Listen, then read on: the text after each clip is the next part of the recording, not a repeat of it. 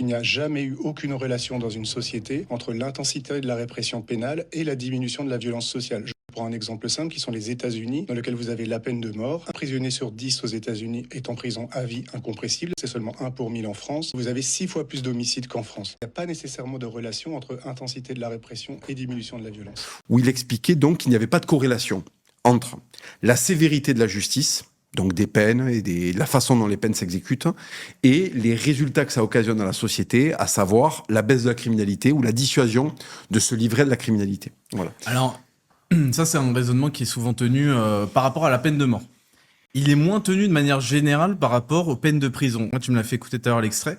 Là, il parle pas juste de ça sert à rien d'aller dans l'extrême sévérité. Il parle globalement, ça sert à rien de mettre des gens en prison. C'est bien ça que j'ai compris, en gros. C'est ce qu'il a dit, que l'État devait être positif.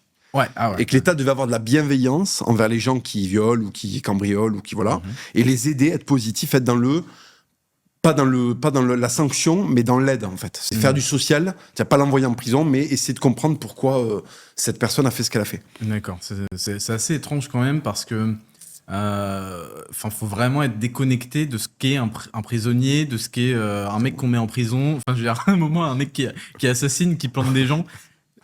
Non, mais tu vois, parce que je peux comprendre le débat sur la peine de mort, même si bon, on y viendra après. Mais sur globalement, parce que c'est souvent ça dans les discours de gauche, j'ai jamais trop compris pourquoi des gens, prêtaient de l'attention à ce qu'ils disaient, tous ces gens-là. Si on met pas des mecs en prison, si on leur donne pas des peines pour les exclure de la société, puisqu'ils ne peuvent pas en faire partie et en faire quelque chose de positif, qu'est-ce qu'on va faire ?